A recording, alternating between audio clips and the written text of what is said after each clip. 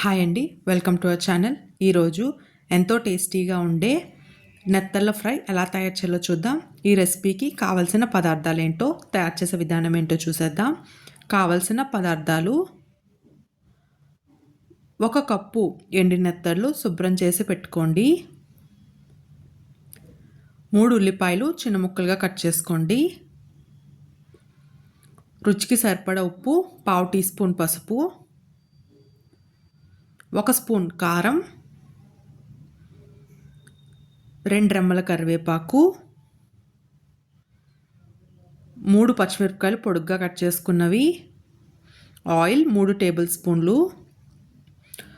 ముందుగా stove on చేసి pan పెట్టుకొని అందులో ఆయిల్ వేసుకోండి. ఆయిల్ హీట్ అయిన తర్వాత అందులోనే కరివేపాకు వేసుకోండి.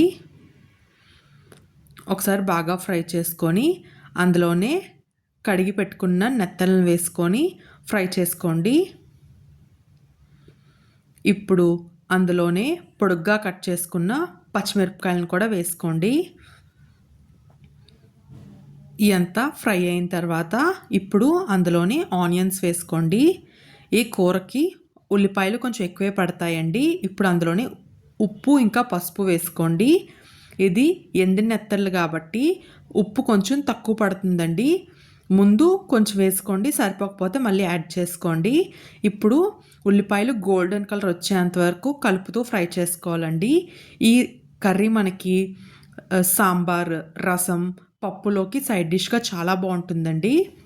ఉల్లిపాయలు బాగా గోల్డెన్ కలర్ వచ్చి నెత్తళ్ళంతా బాగా ఫ్రై అయిన తర్వాత అందులోనే కారం వేసుకోండి. దీనికి కొంచెం కారం ఎక్కువే పడుతుందండి. నాన్ వెజ్ కాబట్టి కారం ఎక్కువ వేసుకుంటేనే టేస్ట్ బాగుంటుంది. ఇప్పుడు బాగా కలుపుకొని కారం పచ్చివాసన పోయేంత వరకు ఫ్రై చేసుకోండి.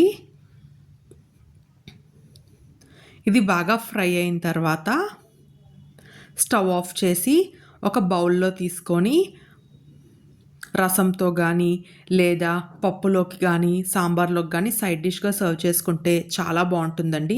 ఈ రెసిపీ నచ్చినట్లయితే ట్రై చేసి ఎలా ఉందో కమెంట్ చేయండి.